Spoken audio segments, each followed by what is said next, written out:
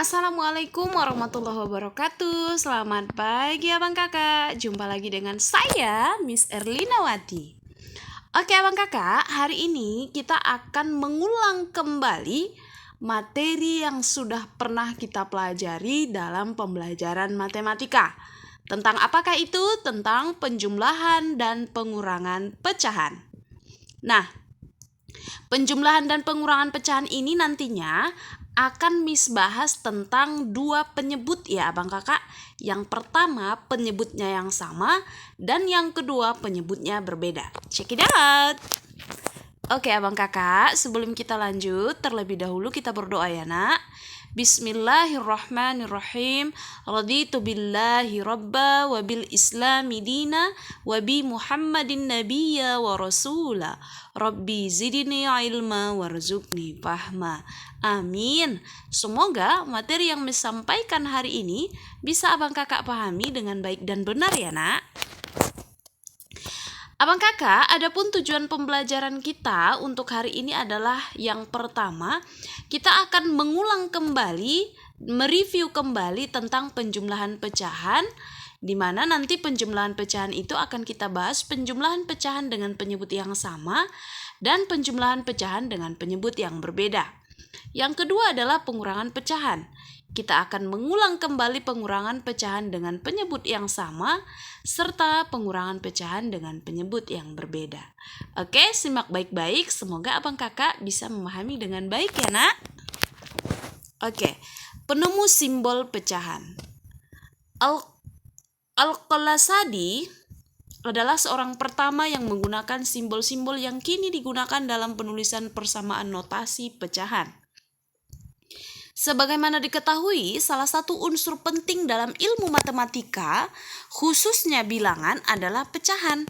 Al-Qalasadi adalah Abu Al-Hasan Ali Muhammad bin Al-Qurashi Al-Basri, lahir di Baza atau Basta, Spanyol pada abad ke-18. Selain tersohor sebagai ahli matematika, beliau juga dikenal dengan orang yang memiliki intelektual Andalusia yang dikenal juga sebagai ahli hukum.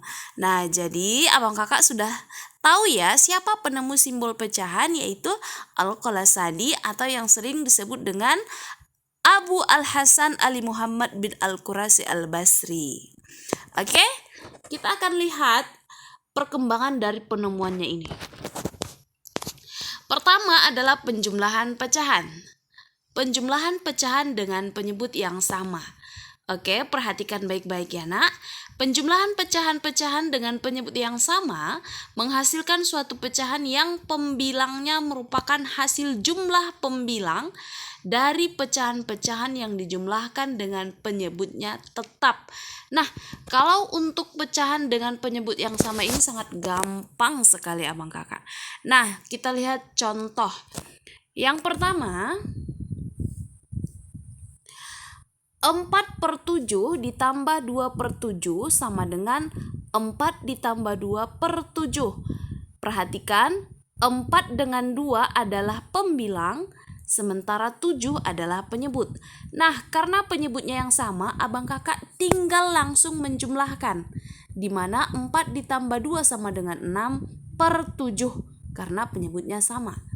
Contoh kedua, 1/9 ditambah 4/9 sama dengan 1 tambah 4/9 sama dengan 5/9.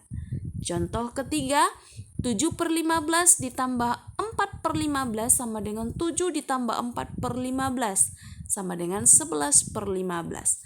Nah, untuk contoh-contoh pecahan dengan penyebut yang sama sangat gampang dan sangat mudah untuk dipahami ya nak. Jadi abang kakak kalau menemukan soal seperti ini tinggal menjumlahkan pembilang dengan pembilang per penyebutnya tetap karena penyebutnya sama. Oke? Paham sampai di sini ya nak? Kita lanjut. Nah, kalau penjumlahan pecahan dengan penyebut berbeda gimana pula Miss? Nah, kita langsung ke contoh soal saja ya nak. Nah, contoh soal. Tentukan hasil penjumlahan dari pecahan 2/3 ditambah 4/6. Perhatikan, 2/3 ditambah 4/6. Di mana di sini pembilangnya 2 dengan 4, sementara penyebutnya adalah 3 dan 6. Nah, caranya adalah abang kakak mengalihkan silang serta menjumlahkan dan mengalihkan penyebut dengan penyebut. Nah, ini dia. 2/3 ditambah 4/6 sama dengan 2 dikali 6. Nah, ini dia 2 dikali 6 ditambah, tambahnya tetap ya, 4 dikali 3, nah, per 3 dikali 6. Sama dengan 2 dikali 6, hasilnya 12. Mohon maaf, kita ulang ya nak, supaya lebih paham. Nah, 2/3 ditambah 4/6 sama dengan kali silang ya nak, kali silang 2 kali 6 ditambah 4/3 per 3 dikali 6 sama dengan, jadi langsung abang kakak kalikan, 2 kali 6 sama dengan 12, 4 kali 3 sama dengan 12 per 18. 18 ini dari mana Miss? Ini dia 18 ini. Kemudian 2 kali 6 sama dengan 12, 4 kali 3 sama dengan 12. Nah, jadi langsung saja dijumlahkan kalau sudah seperti ini. 12 ditambah 12 sama dengan 24 per 18 sama dengan, kalau misalnya abang kakak menuliskan 24 per 18 sudah benar, atau menyederhanakan kembali sama dengan 16 per 18 boleh, atau disederhanakan lagi menjadi 1/3 boleh. Ya, bagaimana yang paling mudah abang kakak rasa. Oke, perhatikan untuk pecahan dengan penyebut berbeda. Jadi kalau untuk pecahan dengan penyebut berbeda ini nak, abang kakak mengalihkan penyebut dengan penyebut serta mengalih silang antara penyebut dengan pembilang dan penyebut dengan pembilang. Oke, paham ya abang kakak? Kita lanjut. Nah, sekarang pengurangan pecahan. Pengurangan pecahan dengan penyebut yang sama. Pengurangan pecahan dengan penyebut yang sama menghasilkan suatu pecahan yang pembilangnya merupakan hasil kurang pembilang dari pecahan-pecahan yang dikurangkan, sedangkan penyebutnya tetap. Nah, kalau ini sangat gampang sekali. Contoh, 3/5 dikurang 1/5 sama dengan 3/1. 3 dikurang 1/5. Nah, 3 dikurang 1 pindah, penyebutnya tetap sama dengan 2. 3 dikurang 1 sama dengan 2, 5 tetap. Sangat gampang ya nak? Oke. Nah, sekarang kalau penyebutnya berbeda bagaimana Miss? Nah, silakan kita langsung ke contoh, perhatikan. Contoh soal, tentukan hasil penjumlahan dari pecahan berikut. 3/4 dikurang 2/6 sama dengan, nah, caranya sama ya. Mengkali silang antara penyebutnya, yaitu 12 dibagi 4 dikali 3 per 12 dikurang 12 dikali 6 dikali 2 dibagi 6 dikali 2 per 12 sama dengan 9/12 dikurang 4/12 sama dengan 5/12. Nah, Miss ulangi. 3/4 dikali 2/6.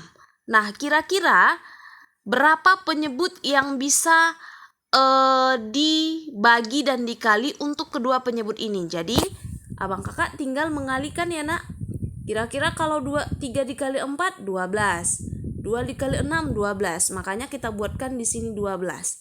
Nah, 12 dibagi 4. Nah, ini dia dibagi dengan penyebutnya ya. Dibagi 4 dikali 3. Oke, per 12. Kemudian sama juga untuk perlakuan yang ini. 12 dikali 6. 12 dibagi 6 dikali 2. Oke, per 12. Maka baru bisa disederhanakan.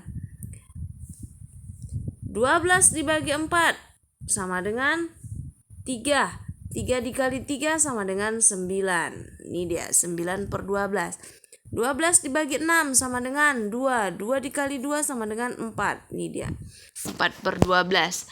Jadi 9 dikurang 4 sama dengan 5. Sementara 12-nya penyebutnya tetap.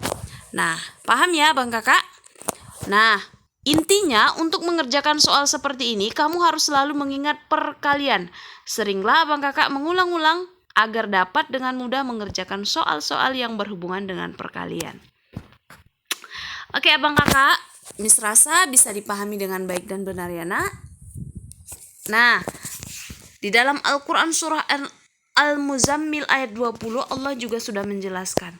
Sesungguhnya Tuhanmu mengetahui bahwa engkau wahai Muhammad berdiri sholat kurang dari 2/3 malam atau 1/2 malam atau 1/3-nya, dan demikian pula segolongan dari orang-orang yang bersamamu. Allah menetapkan ukuran malam dan siang.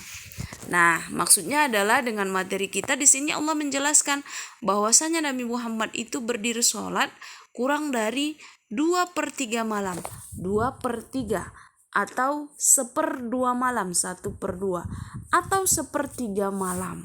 Nah, itu maksudnya yaitu menggambarkan bilangan-bilangan pecahan yang kita kerjakan dalam kehidupan sehari-hari. Seperti di dalam sehari itu kita sholat berapa kali? 5 kali, berarti 1/5. Berarti satu hari kita mengerjakan sholat 5 kali. Begitu ya nak ya, untuk penjelasan atau hubungan ayat ini dengan materi yang kita pelajari.